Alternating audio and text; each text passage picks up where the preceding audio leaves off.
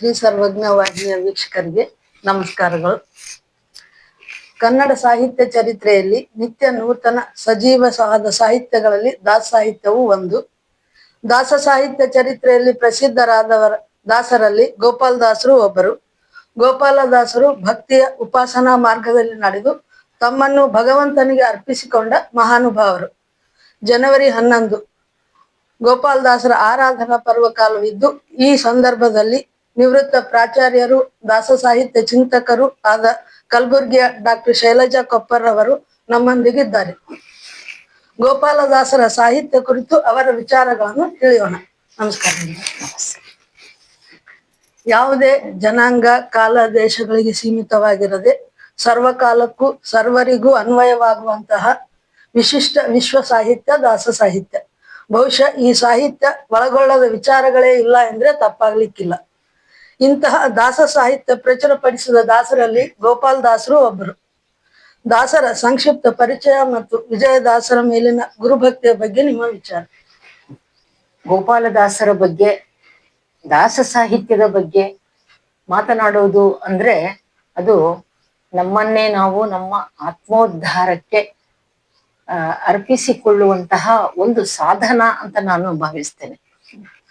ಆ ಒಂದು ದೃಷ್ಟಿಯಿಂದ ಗೋಪಾಲದಾಸರ ಬಗೆಗೆ ನಾವು ಚಿಂತನೆ ಮಾಡಲಿಕ್ಕೆ ಹೊರಟ್ರೆ, ಗೋಪಾಲದಾಸರ ಮೊದಲಿನ ಹೆಸರು ಭಾಗಣ್ಣ ಅಂತ.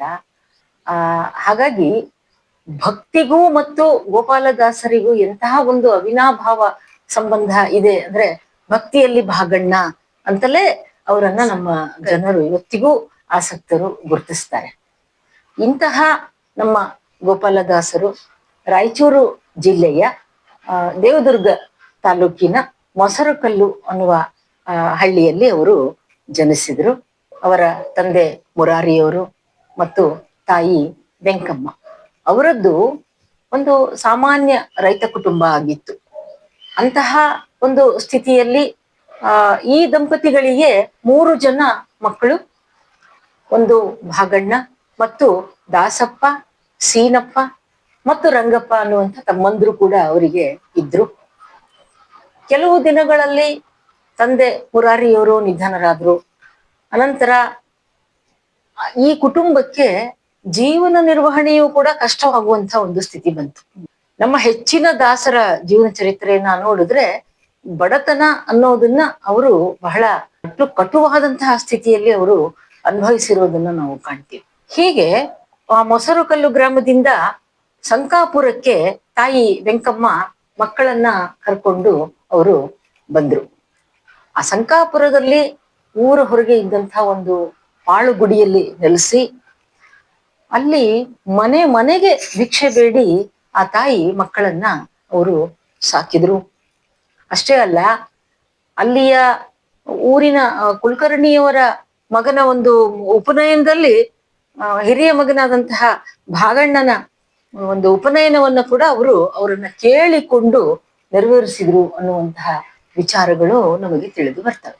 ಈ ಉಪನಯನ ಆದ ಮೇಲೆ ಈ ಭಾಗಣ್ಣನ ಒಂದು ವ್ಯಕ್ತಿತ್ವದಲ್ಲಿ ಒಂದು ಬದಲಾವಣೆ ಕಂಡು ಬರ್ತದೆ.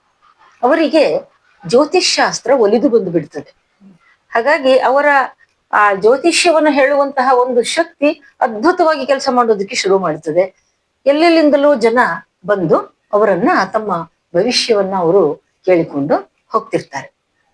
ಅಂತಹ ಒಂದು ಸಂದರ್ಭದಲ್ಲಿ ಗದ್ವಾಲಿನ ರಾಮಭೂಪಾಲ ರಾಜ ಕೂಡ ಅವರ ಪಾಂಡಿತ್ಯಕ್ಕೆ ಅವನು ಮೆಚ್ಚಿ ಸನ್ಮಾನ ಮಾಡಿದ ಅನ್ನುವಂಥ ಒಂದು ಸಂಗತಿಯನ್ನ ನೋಡ್ತೀವಿ.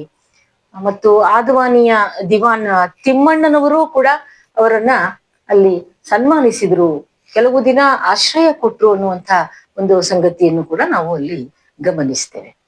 ಅಂದ್ರೆ ಹೀಗೆ ಜ್ಯೋತಿಷ್ಶಾಸ್ತ್ರದ ಬಲದ ಮೇಲೆ ಬರ್ತಾ ಬರ್ತಾ ಅವರ ಒಂದು ಬದುಕಿನ ಪರಿಸ್ಥಿತಿ ಅದು ಸಾಕಷ್ಟು ಸುಧಾರಿಸ್ತಾ ಹೋಯ್ತು. ಆದ್ರೆ ಇಷ್ಟಕ್ಕೆ ಆಗಿದ್ದಿದ್ರೆ ಇಲ್ಲಿ ಒಂದು ಕುಟುಂಬ ಸುಧಾರಿಸ್ಕೊಳ್ತು. ಅವರು ಬಡವರಿದ್ದವರು ಶ್ರೀಮಂತರಾದ್ರು ಅನ್ನುವಷ್ಟಕ್ಕೆ ಅದು ನಿಲ್ತಿತ್ತು. ಆದ್ರೆ ದೈವೇಚ್ಛೆ ಬೇರೆ ಇತ್ತು. ವಿಜಯದಾಸರ ಒಂದು ಭೇಟಿ ಆಯ್ತು ಭಾಗಣ್ಣನವರಿಗೆ. ಅವರು ಇವರಿಗೆ ಗೋಪಾಲ ವಿಠಲ ಅನ್ನುವ ಅಂಕಿತವನ್ನ ಕೊಟ್ರು ಮತ್ತು ಹರಿದಾಸ ದೀಕ್ಷೆಯನ್ನ ಅವರು ನೀಡಿದ್ರು.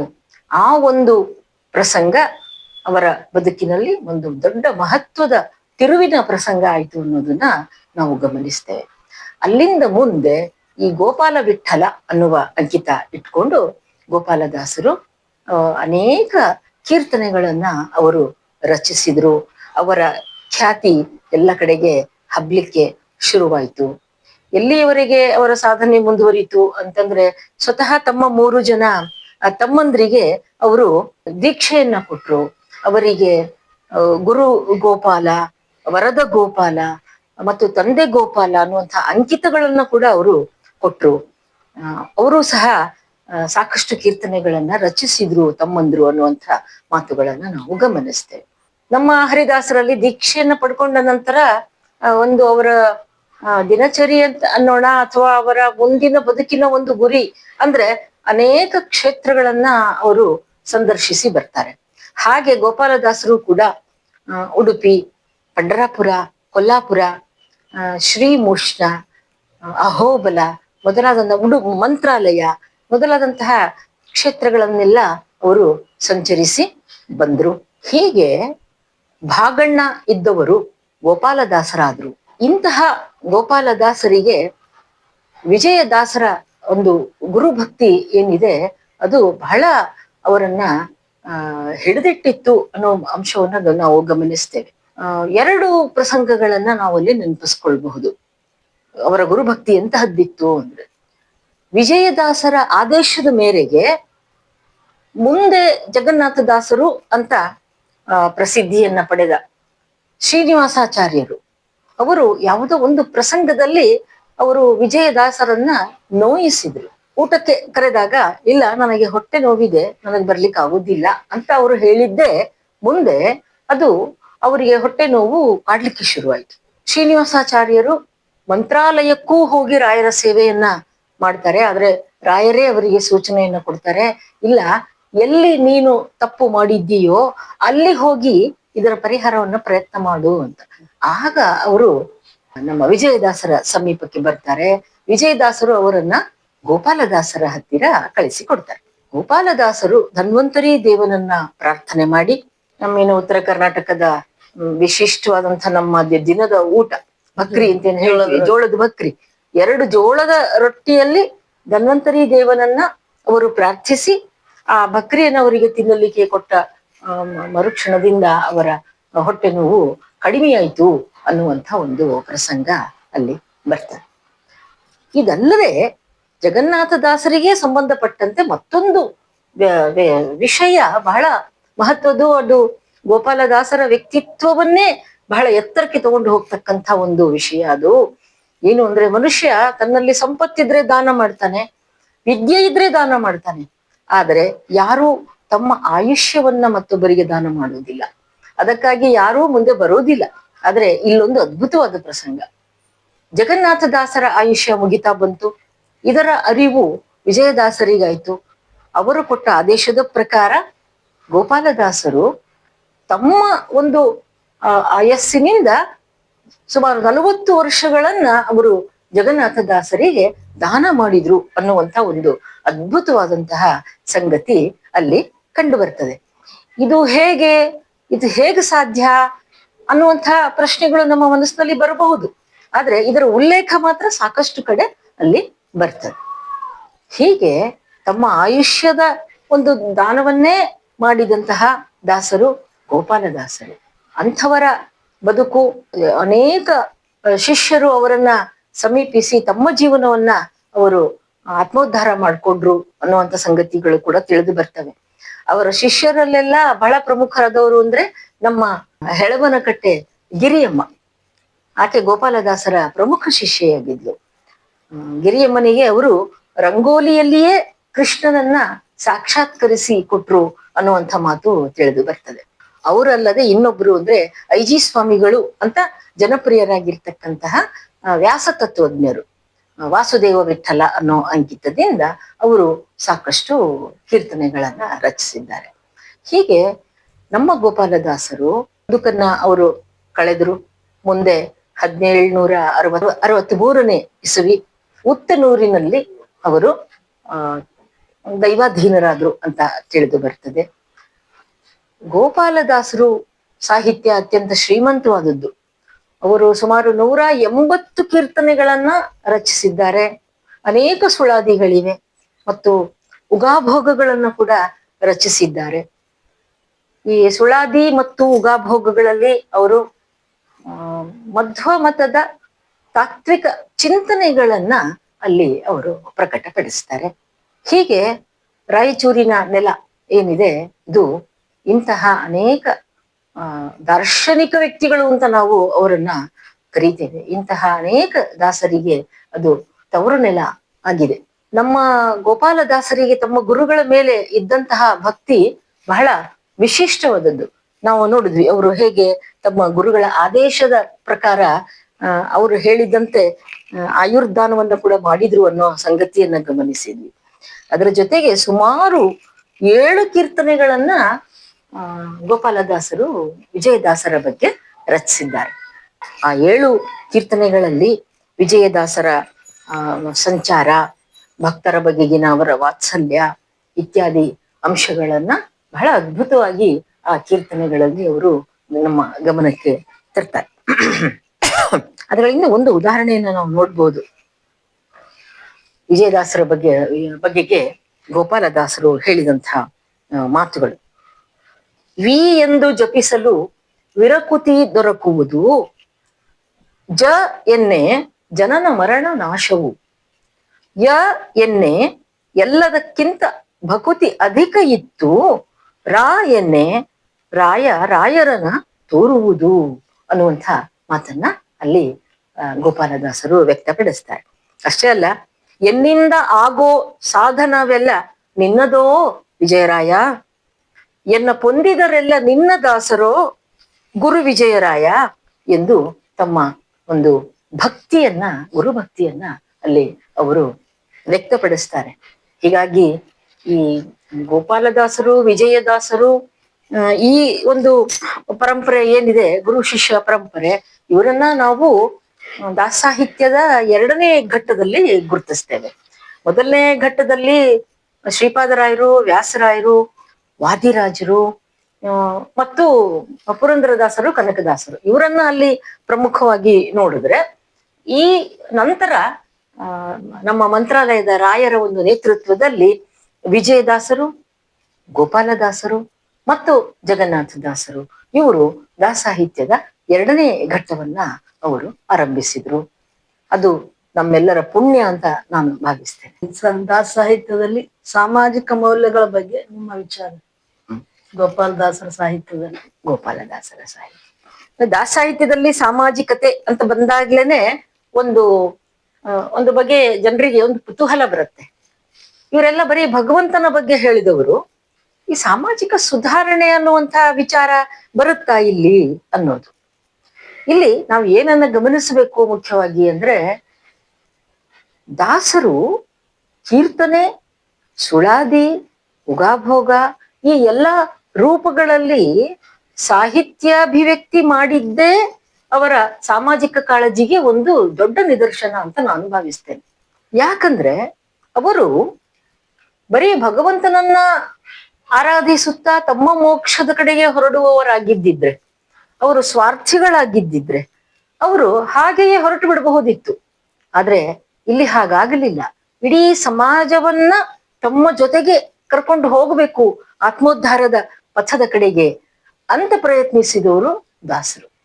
ಹಾಗಾಗಿ ಈ ಸಾಹಿತ್ಯ ರಚನೆ ಅನ್ನೋದು ನಮ್ಮ ದಾಸರಿಗೆ ಅದು ಒಂದು ಲೋಕ ಶಿಕ್ಷಣದ ಮಾಧ್ಯಮ ಆಗಿ, ಭಕ್ತಿಯ ಪ್ರಚಾರದ ಜೊತೆಗೆ ಸಮಾಜ ಸುಧಾರಣೆಯನ್ನೂ ಕೂಡ ಮಾಡುವಂತಹ ಒಂದು ಮಹತ್ವದ ಅಂಶವನ್ನ ನಾವು ಅಲ್ಲಿ ಗಮನಿಸ್ತೀವಿ. ಈ ಸಾಮಾಜಿಕ ಮೌಲ್ಯಗಳು ಅಂದಾಗ ನಮಗೆ ಇಲ್ಲಿ ಅಂದಿನ ಸಮಾಜದಲ್ಲಿ ಇದ್ದಂತಹ ಕೆಲವು ಆಚರಣೆಗಳನ್ನ, ಮೌಢ್ಯಗಳನ್ನ ದಾಸರು ಟೀಕಿಸಿದ್ರು. ಸಾಮಾನ್ಯವಾಗಿ ಈ ಮಡಿ ಅನ್ನುವ ವಿಚಾರಕ್ಕೆ ಪುರಂದರ ದಾಸರು ಕೂಡ ಬರೆದ್ರು. ಮಡಿ ಮಡಿ ಮಡಿ ಎಂದು 3 ಅಡಿ ಹಾರುತಿ, ಮಡಿಯಲ್ಲಿ ಬಂತೋ ವಿಕನಾಸಿ ಅಂತೆಲ್ಲ. ಅಂಥದ್ದೇ ಒಂದು ಮಡಿವಂತಿಕೆಯ ಬಗ್ಗೆ ಗೋಪಾಲದಾಸರದ್ದು ಕೂಡ ಒಂದು ಆ, ಅಭಿವ್ಯಕ್ತಿ ಇದೆ. ಬಹಳ ಚೆನ್ನಾಗಿ ಹೇಳ್ತಾರೆ ಅವರು, ಗಮನಿಸೋಣ ಅದನ್ನ. ಮಡಿ ಮಾಡಬೇಕು, ಒಳ್ಳೆ ನಡತೆ ಕಲಿಯಬೇಕು ಎಂದು ಎಡಹಿ ಮುಗ್ಗುತ ನೀರ ಮಡುವಿನೊಳಗೆ ಹೋಗಿ ಬುಡುಗುಳಿಯಂತೆ ಮಿಂದು ಗುಡುಗುಟ್ಟುತ್ತಲಿ ನಡುವೆ ಮಂತ್ರಗಳು ಕಡುವೇಗ ಪಟ್ಟೆ ನಾಮ ಬಡಿದು ಮುದ್ರೆಯ ಹಚ್ಚಿ ಜಡ ದೇಹ ತೊಳೆದು ನಾ ಮಡಿವಂತ ನೆನಿಸುವೆ ಬಡಿವಾರತನದಲ್ಲಿ. ಇದು ಅರ್ಧ ಭಾಗ, ಉಗಾಭೋಗದಲ್ಲಿ ಹೇಳ್ತಾರೆ ಈ ಮಾತನ್ನ. ಮುಂದೆ ಹೇಳ್ತಾರವರು, ಈ ದೇಹ, ಮನುಷ್ಯ ದೇಹ ಎಂತಹದಿದ್ದೆ? ಅಡಿಗಡಿಗೆ ಕಾಮಕ್ರೋಧ, ಒಡಲೊಳು ಮಲಮೂತ್ರ, ಜಡಿತ ರಕ್ತ ಮಾಂಸ, ಕಡುಘೋರ ಇಂದ್ರಿಯಗಳು. ಇಂತಹ ಈ ನಮ್ಮ ದೇಹವನ್ನ ತೊಳೆದು ಶುದ್ಧ ಮಾಡ್ತೇನೆ, ಮಡಿ ಮಾಡ್ತೇನೆ ಅಂತ ನಾವು ಯೋಚಿಸೋದು ಎಷ್ಟು ಮೂರ್ಖತನದ್ದಾಗತ್ತೆ ಅನ್ನೋದನ್ನ ಮುಂದೆ ಒಂದು ಉದಾಹರಣೆ ಕೊಟ್ಟು ಹೇಳ್ತಾರೆ ಅವರು. ಕೊಡದೊಳು ಮದ್ಯ ತುಂಬಿ ಮುಡಿಗೆ ಪೂಮಾಲೆ ಸುತ್ತಿ ಕಡು ಪರಿಮಳ ದ್ರವ್ಯ ಸುಗಂಧ ಲೇಪಿಸಿ ನಡುಬೀದಿಯೊಳಗಿಟ್ಟು ಬೆಡಗು ತೋರಿಸಿ ಇನ್ನು ಮಡಿ ಮಾಡಿದರೆ ಅದು ಮಡಿಯಾಗಬಲ್ಲುದೆ. ಹಾಗಾದ್ರೆ ಯಾವುದು ಮಡಿ? ಇದು ಮಡಿಯಲ್ಲ ಅಂತ ಹೇಳ್ತಾರೆ ಅಂದ ಮೇಲೆ ಹಾಗಾದ್ರೆ ನಿಜವಾಗಿ ಮಡಿ ಯಾವುದು ಅನ್ನೋದನ್ನು ದಾಸರು ಇಲ್ಲಿ ತಿಳಿಸ್ಬೇಕು. ಹೇಳ್ತಾರ ಅವರು, ಕಂಡ ಕಡೆಯೆಲ್ಲ ವ್ಯಾಪ್ತ ಗೋಪಾಲ ವಿಠಲನೆಂದು. ಕಂಡ ಕಡೆಯೆಲ್ಲ ವ್ಯಾಪ್ತ ಗೋಪಾಲ ವಿಠಲನೆಂದು ದೃಢ ನುಡಿಯ ಒಮ್ಮೆ ನುಡಿದು ಮಡಿ ಮಾಡಿದವ ಮಡಿವಂತ ಮಡಿವಂತ ಮಡಿವಂತನು ಅಂತ ಅದನ್ನ ದೃಢಗೊಳಿಸಿ ಆ ಮಾತನ್ನ ಅಲ್ಲಿ ಅವರು ತಿಳಿಸ್ತಾರೆ. ಗೋಪಾಲದಾಸರು ಸಮಾಜದ ಬಗೆಗೆ ಯಾವ ತರಹದ ಭಾವನೆಗಳನ್ನ ವ್ಯಕ್ತಪಡಿಸಿದ್ರು ಅಂದ್ರೆ ಅಲ್ಲಿ ಅವರು ಯಾವುದೇ ರೀತಿ, ಇದು ಒಂದು ಉದಾಹರಣೆ ನಮಗೆ ಹೆಚ್ಚು ಸಿಗುವುದು. ಉಳಿದಂತೆ ಎಲ್ಲೂ ಕಟು ಟೀಕೆ ಇಲ್ಲ, ಬೈಯುವ ಒಂದು ಪ್ರವೃತ್ತಿ ಇಲ್ಲ ಅವರದ್ದು. ಆದ್ರೆ ಅವರ ಒಂದು ಕಾಳಜಿಯನ್ನ ನಾವು ಗಮನಿಸಬೇಕು ಅಂದ್ರೆ ಬಹಳ ಪ್ರಮುಖವಾಗಿ ನನಗೆ ಇಲ್ಲಿ ಕಾಣಿಸೋದು ಅಂದ್ರೆ ಅವರ ಜೀವಪರ ಕಾಳಜಿ. ತನ್ನ ಜೊತೆಗೆ ಇತರ ಜನರನ್ನೂ ಕೂಡ ಈ ಭಗವಂತ ಅವರಿಗೆ ಮೋಕ್ಷವನ್ನ ಕರುಣಿಸಬೇಕು, ಇದು ಅವರ ಜೀವಪರ ಕಾಳಜಿ. ಅದನ್ನ ಒಂದು ಕೀರ್ತನೆಯನ್ನ ನಾವು ನೋಡೋಣ. ದಯವಿರಲಿ ದಯವಿರಲಿ ದಾಮೋದರ ಅನ್ನುವ ಕೀರ್ತನೆ. ಅದರಲ್ಲಿ ಹೀಗೆ ಹೇಳ್ತಾರೆ ಅವರು, ಭಿನ್ನಪವ ಕೇಳು ಸ್ವಾಮಿ ಎನ್ನನೊಬ್ಬನ್ನೇ ಅಲ್ಲ, ಎನ್ನ ಹೊಂದಿ ನಡೆವ ವೈಷ್ಣವರನ ಇನ್ನವರಿಗೆ ಬಾಹು ದುಷ್ಕರ್ಮಗಳ ಕೆಡಿಸಿ ಘನಗತಿಗೆ ಐದಿಸುವ ಭಕುತಿ ಕೊಡು ಕರುಣದಿ ಅಂತ. ಇದು ಒಂದೇ ಕೀರ್ತನೆ ಅಲ್ಲ, ಇನ್ನೊಂದು ದೊಡ್ಡ ಕೀರ್ತನೆಯಲ್ಲಿ ಬಹಳ ಅದ್ಭುತವಾಗಿ ತಮ್ಮ ಜೊತೆಗಿರುವ ಜನರ ಒಂದು ಉದ್ಧಾರಕ್ಕಾಗಿ ಅವರ ಕಳಕಳಿಯನ್ನ ನೋಡ್ತೇವೆ ನಾವು. ಸಣ್ಣವರ ಉದ್ದುಸಕ್ಕಾಗಿ ಭಿನ್ನಯಿಸುವೆನು ನಾನು, ಅರಿತವರಲ್ಲ. ಬಹಳ ಸ್ಪಷ್ಟವಾಗಿ ಹೇಳ್ತಾ ಹೋಗ್ತಾರೆ ಅವರು. ನಮ್ಮ ಗೋಪಾಲದಾಸರ ಭಾಷೆ ಬಹಳ ಸರಳವಾದದ್ದು, ಆಡು ಮಾತನ್ನ ಅಲ್ಲಿ ಕಾವ್ಯಮಯವಾಗಿ ಮಾಡಿದವರು ಅವರು. ಅರಿತವರಲ್ಲ, ಚೆನ್ನಾಗಿ ಸಾಕಬೇಕು ಹರಿಯೇ, ಸಾಧು ಸಂಘಗಳಿಲ್ಲ, ಓದಿ ಕೇಳಿದವರಲ್ಲ, ಭೇದ ಅಭೇದಗಳ ಅರಿತೂ ಇಲ್ಲ, ಕ್ರೋಧ ಬಿಟ್ಟವರಲ್ಲ, ಸಾಧುಗಳು ಯೋಗ್ಯತೆಯಲ್ಲಿ.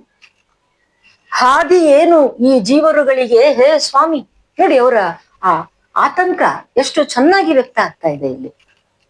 ಮಾಡಲರಿಯರು ಸ್ತುತಿಯ, ನೋಡಲರಿಯರು ನಿನ್ನ, ಬೇಡಲರಿಯರು ತಮ್ಮ ಹಿತದ ಕಾಮ, ಮಾಡುವರು ನಿನ್ನವರ ಮಮತೆಯಾದರು, ಮನಸ್ಸುಗಳು ಈ ಪರಿ ಜೀವಗಳಿಗೆ ಗತಿಯೇನು.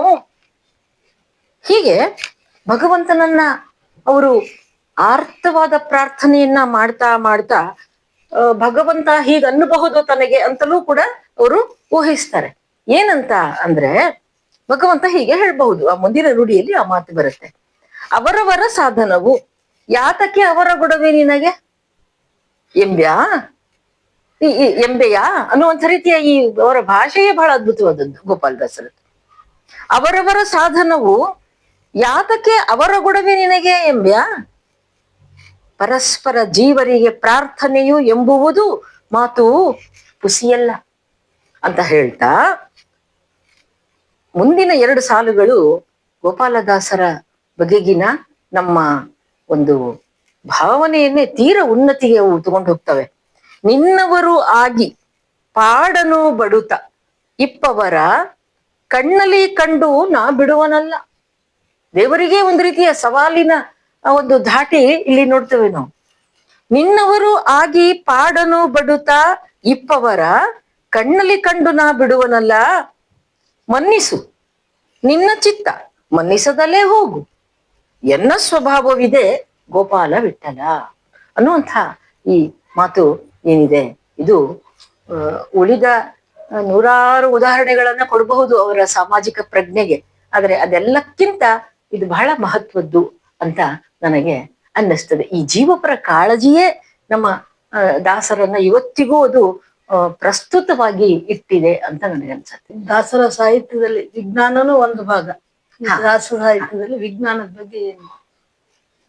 ವಿಜ್ಞಾನಕ್ಕೂ ದಾಸ ಸಾಹಿತ್ಯಕ್ಕೂ ಭಾವ ಸಂಬಂಧ ಎಲ್ಲಿಂದ ಸಂಬಂಧ ಅಂತ ಜನ ಯೋಚಿಸ್ತಾರೆ. ಆದ್ರೆ ಖಂಡಿತವಾಗಿಯೂ ನೀವು ಹೇಳಿದ ಹಾಗೆ ಅವಿನಾಭಾವ ಸಂಬಂಧ ಇದೆ ಅಲ್ಲಿ. ಹೇಗೆ ಈ ವಿಜ್ಞಾನವನ್ನ ದಾಸ ಸಾಹಿತ್ಯದಲ್ಲಿ ಹೇಗೆ ನಾವು ಕಾಣಬಹುದು ಅಂತ ಯೋಚಿಸಿದ್ರೆ, ಅಲ್ಲಿ ತಾತ್ವಿಕ ಚಿಂತನೆ ಏನು ಮೂಡಿ ಬರುತ್ತೆ, ಅದು ವೈಜ್ಞಾನಿಕವಾದ ರೀತಿಯಲ್ಲಿಯೇ ಇದೆ. ತಾತ್ವಿಕ ಚಿಂತನೆ ಅಂದ ಕೂಡ್ಲೆ ಹಾಗಾದ್ರೆ ಮಧ್ವ ಮತ ತತ್ವಗಳನ್ನ ನಾವು ತಿಳಿದುಕೊಳ್ಳಬೇಕಾ, ಅದನ್ನೆಲ್ಲ ತಿಳ್ಕೊಳ್ಳೋದಾದ್ರೆ ಹೇಗೆ ಅನ್ನುವಂಥ ಒಂದು ಸಮಸ್ಯೆ ಕೂಡ ಜನರಿಗೆ ಬರುತ್ತೆ. ಮಧ್ವ ಮತ ತತ್ವ ಚಿಂತನೆ ಆಗಲಿ, ಅಥವಾ ಅದ್ವೈತ ಮತದ್ದೇ ಆಗಲಿ, ಅಥವಾ ವಿಶಿಷ್ಟಾದ್ವೈತವೇ ಆಗ್ಲಿ, ಯಾವುದೇ ಇದ್ರೂ ಕೂಡ ಈ ದರ್ಶನಗಳೆಲ್ಲ ಮನುಷ್ಯನನ್ನ ಕುರಿತು, ಸೃಷ್ಟಿಯನ್ನ ಕುರಿತು, ಈ ಸೃಷ್ಟಿಯ ಮೂಲ ಶಕ್ತಿಯನ್ನ ಕುರಿತು ಚಿಂತನೆ ಮಾಡಿದಂಥವು. ಹಾಗಾಗಿ ವಿಜ್ಞಾನ ಬೇರೆ ಅಲ್ಲ, ಈ ಚಿಂತನೆ ಖಂಡಿತ ಬೇರೆ ಅಲ್ಲ. ಈ ಒಂದು ಹಿನ್ನೆಲೆಯನ್ನ ನಾವು ಇಟ್ಕೊಂಡು ನೋಡಿದಾಗ ಇಲ್ಲಿ ಶ್ರೀಹರಿ ಅಂತ ನಾವು ಕರೆಯುವ ಪರಮಾತ್ಮ ಇಡೀ ಈ ಸೃಷ್ಟಿಯನ್ನ ಒಳಗೊಂಡ, ಇಡೀ ಬ್ರಹ್ಮಾಂಡವನ್ನ ಒಳಗೊಂಡ, ಇದೆಲ್ಲವನ್ನು ನಡೆಸ್ತಾ ಇರುವಂತಹ ಒಂದು ಅದ್ಭುತ ಶಕ್ತಿ. ಇದನ್ನ ವಿಜ್ಞಾನವೂ ಕೂಡ ಒಂದು ಅದ್ಭುತ ಶಕ್ತಿ ಇದೆ ಅಂತ ಅದನ್ನ ಅದು ಗುರುತಿಸುತ್ತೆ. ಇಲ್ಲಿ ಈ ಭಗವಂತನ ಸ್ವರೂಪ ಹೇಗಿದೆ? ಈತ ಸರ್ವಕ್ಕೂ ಸ್ವರೂಪಭೂತನಾದವನು, ಸರ್ವವ್ಯಾಪ್ತ, ಸರ್ವಜ್ಞ, ಅನಂತ ಅವತಾರಿ ಮತ್ತು ಬಿಂಬರೂಪಿ. ಈ ಬಿಂಬ, ಪ್ರತಿಬಿಂಬ, ಬಿಂಬ ಪರೋಕ್ಷ, ಇದೆಲ್ಲ ಮಧ್ವ ಮತದಲ್ಲಿ ಬರ್ತಕ್ಕಂತಹ ಮಾತುಗಳು. ಅಲ್ಲಿ ಹೇಳ್ತಾರವರು, ಬಿಂಬ ಪೂರ್ಣನು ಪ್ರತಿಬಿಂಬನಲ್ಲ, ಉಂಬ ಉಡುವೋ ಕ್ರಿಯೆಗಳು ಬಿಂಬ ಮಾಡಿಸಲು ಪ್ರತಿಬಿಂಬಕ್ಕೆ ಉಂಟು. ಅಂದ್ರೆ ಭಗವಂತನನ್ನ ಅರ್ಥ ಮಾಡಿಕೊಳ್ತಕ್ಕಂತಹ ಒಂದು ದಾರಿಯನ್ನ ಏನು ನಮ್ಮ ದಾಸರು ತಮ್ಮ ಹಾಡುಗಳಲ್ಲಿ ತೋರಿಸಿಕೊಟ್ರಲ್ಲ, ಅದು ಕೇವಲ ಭಕ್ತಿಯ ಭಾವಾವೇಶ ಖಂಡಿತ ಅಲ್ಲ. ಅದಕ್ಕೊಂದು ವೈಜ್ಞಾನಿಕವಾದ ಸೈದ್ಧಾಂತಿಕ ಹಿನ್ನೆಲೆ ಖಂಡಿತ ಇದೆ, ಭದ್ರ ಬುನಾದಿ ಇದೆ. ಬಿಂಬ ಚಲಿಸಿ ಪ್ರತಿಬಿಂಬ ಚಲಿಸಿ, ಬಿಂಬ ಪ್ರತಿಬಿಂಬ, ಬಿಂಬ ಚಲಿಸಿದರೆ ಪ್ರತಿಬಿಂಬ ಚಲಿಸ್ತದೆ. ಎಲ್ಲ ಕ್ರಿಯೆಗಳು ಕೂಡ ಬಿಂಬ ಮಾಡೋದರಿಂದ ಪ್ರತಿಬಿಂಬ ಮಾಡತ್ತೆ ಅನ್ನುವಂಥ ಒಂದು ದರ್ಶನ ಏನಿದೆ, ಇದು ಬಹಳ ಮಹತ್ವದ. ಅಣು ನೋಡಿ, ಅಲ್ಲಿ ಯಾವ ಅಣುವಿನ ಬಗೆಗೆ ನಮ್ಮ ವಿಜ್ಞಾನ ಚಿಂತನೆಯನ್ನ ಮಾಡುತ್ತೋ, ಅಂದ್ರೆ ಆ ಪರಿಕಲ್ಪನೆ ಮತ್ತು ಅವರು ಬಳಸಿದಂತ ಪರಿಭಾಷೆ ಎಲ್ಲವೂ ಹೆಚ್ಚು ಕಡಿಮೆ ಒಂದೇ. ಇಲ್ಲಿ ನಮ್ಮ ಗೋಪಾಲದಾಸರ ಒಂದು ಹಾಡಿನಲ್ಲಿ ನೋಡೋಣ. ಅಣು, ಪರಮ ಅಣು, ಅತ್ಯಣು, ಬಲು ಅಣು, ಅಣುವಾಗಿದೆ, ಹಾಗೆ ಮಹತ್ತಾಗಿಯೂ ಇದೆ. ಅಣೋರಣೀಯಾನ್ ಮಹತೋ ಮಹೀಯಾನ್ ಅನ್ನೋದನ್ನ ಘನ, ಘನ, ಘನರೂಪ, ಘನತರ, ಘನತಮ, ಇಂತಹ ಈ ವಸ್ತುವನ್ನ, ಪರಬ್ರಹ್ಮ ವಸ್ತುವನ್ನ ಅಣುರೂಪದ ದ್ರವ್ಯ ಮನಸ್ಸಿಗೆ ಒಂದನ್ನು ಎಣಿಕೆ ಹಿಡಿದೇ ನೆನಲು ಮನಕ್ಕೆ ನಿಲ್ಲುವುದಲ್ಲ. ಮನಸ್ಸಿನಿಂದ ನಾವು ಇದನ್ನ ಗ್ರಹಿಸಲಿಕ್ಕೆ ಸಾಧ್ಯವಿಲ್ಲ ಅನ್ನೋ ಅಂಶವನ್ನ ಅಲ್ಲಿ ಅವರು ಹೇಳ್ತಾರೆ. ಒಂದು ಮಾತು ಬರುತ್ತೆ, ಉಪನಿಷತ್ತಿನಲ್ಲಿ ಬರುತ್ತೆ, ಯಥೋ ವಾಚೋ ನಿವರ್ತಂತೆ ಅಪ್ರಾಪ್ಯ ಮನಸಾ ಸಹ ಅಂತ. ಅಂದ್ರೆ ಆ ಪರಬ್ರಹ್ಮ ವಸ್ತುವನ್ನ ವಾಕ್ ಅಂದ್ರೆ ಮಾತಿನಿಂದಲೂ ಹಿಡಿಲಿಕ್ಕೆ ಆಗೋದಿಲ್ಲ, ಅದೇ ರೀತಿ ಅದನ್ನ ನಾವು ಮನಸ್ಸಿಗೂ ಕೂಡ ಅದು ಅಪ್ರಾಪ್ಯ, ಗ್ರಾಹ್ಯವಾಗೋದಿಲ್ಲ ಅನ್ನುವ ಆ ಒಂದು ಸತ್ಯವನ್ನ ಅಲ್ಲಿ ಹೇಳ್ತಾ ಇದೆ. ಹೀಗೆ ವಿಜ್ಞಾನ ಮತ್ತು ದಾಸ ಸಾಹಿತ್ಯ ಅಥವಾ ಭಗವಂತನ ಚಿಂತನೆ ಇದು ಖಂಡಿತ ಬೇರೆ ಅಲ್ಲ ಒಂದು ನಾಣ್ಯದ ಎರಡು ಮುಖ ಇದ್ದಂಗೆ. ಒಂದು ನಾಣ್ಯದ ಎರಡು ಮುಖ ಇದೆ. ಅದರಲ್ಲಿ ಆಸಕ್ತಿಯನ್ನ ತಿಳಿದುಕೊಳ್ತಾ ಹೋದಂತೆ ಅದು ಒಂದೊಂದೇ ತನ್ನ ರೂಪವನ್ನ ಬಿಟ್ಟುಕೊಡ್ತಾ ಹೋಗ್ತದೆ. ಇಷ್ಟನ್ನ ನಾವು ವಿಜ್ಞಾನದ ಬಗೆಗೆ ಖಂಡಿತವಾಗಿಯೂ ಇದನ್ನ ಹೇಳಬಹುದು. ಇಂದಿನ ಯುವ ಪೀಳಿಗೆ ದೈನಂದಿನ ಜೀವನದಲ್ಲಿ ದಾಸ ಸಾಹಿತ್ಯದ ಪ್ರಭಾವ. ಇವತ್ತಿನ ಯುವ ಪೀಳಿಗೆ ಬಹಳ ಟೆನ್ಷನ್ ಆಗಿರ್ತದೆ, ಯಾವಾಗ ನೋಡಿದ್ರು ಟೆನ್ಷನ್. ಎಸ್. ಆ ಟೆನ್ಷನ್ ಇಂದ ಮುಕ್ತ ಆಗ್ಬೇಕಾದ್ರೆ ದಾಸ ಸಾಹಿತ್ಯ ಯಾವ ರೀತಿ ಕೆಲಸ ಮಾಡ್ತದೆ? ಯಾವ ರೀತಿಯಿಂದ ಕೆಲಸ ಮಾಡ್ತದೆ? ದಾಸ ಸಾಹಿತ್ಯದಲ್ಲಿ ಭಕ್ತಿಯೇ ಪ್ರಧಾನ, ಇದನ್ನ ನಾವು ಗಮನಿಸ್ತೇವೆ. ಈ ಭಕ್ತಿ ಇದು ಕೇವಲ ದೈನ್ಯ ಅಥವಾ ದೌರ್ಬಲ್ಯದ ಸಂಕೇತ ಖಂಡಿತ ಅಲ್ಲ.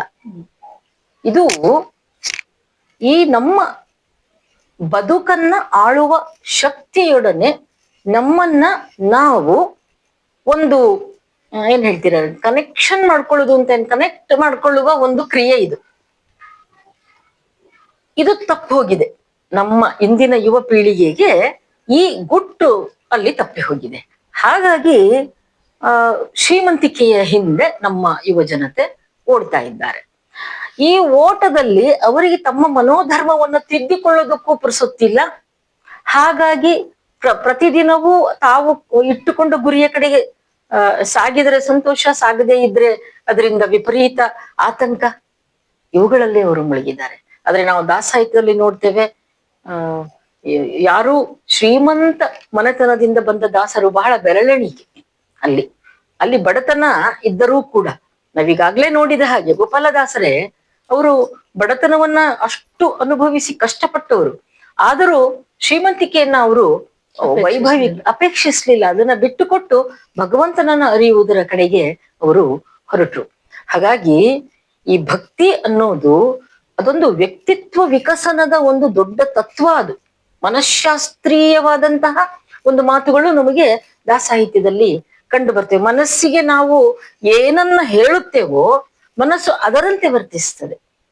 ಹಾಗಾಗಿ ಆ ಎಲ್ಲ ಗುಟ್ಟುಗಳನ್ನ ನಮ್ಮ ಯುವ ಪೀಳಿಗೆ ತಿಳಿದುಕೊಂಡ್ರು ಅಂದ್ರೆ ಅವರ ಮುಂದಿನ ಈ ಎಲ್ಲ ಸಮಸ್ಯೆಗಳು ಕೂಡ ಅವು ಮಾಯವಾಗ್ತವೆ. ಅವರ ಬದುಕಿನ ಸಾರ್ಥಕತೆಯ ಕಡೆಗೆ ಒಮ್ಮೆ ಅವರು ಹೊರಟರು ಅಂದ್ರೆ ಖಂಡಿತ ಅವರಿಗೆ ಅದರಲ್ಲಿ ಏಳಿಗೆ ಇದೆ ಅನ್ನೋದ್ರಲ್ಲಿ ಎರಡು ಮಾತಿಲ್ಲ.